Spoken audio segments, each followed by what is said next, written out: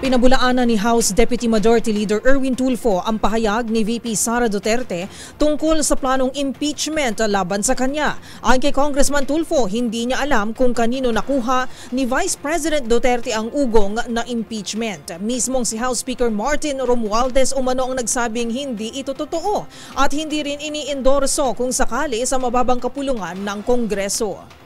I can categorically say, and it was repeated to me by the Speaker this afternoon before I came down, because I know that it will be asked in this press conference, there is none.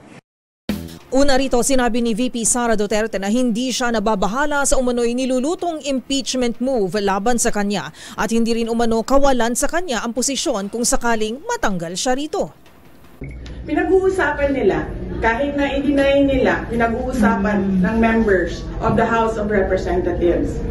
Kasi meron pa naman kaming mga kaibigan dyan sa loob na hindi lang nagsasalita dahil takot daw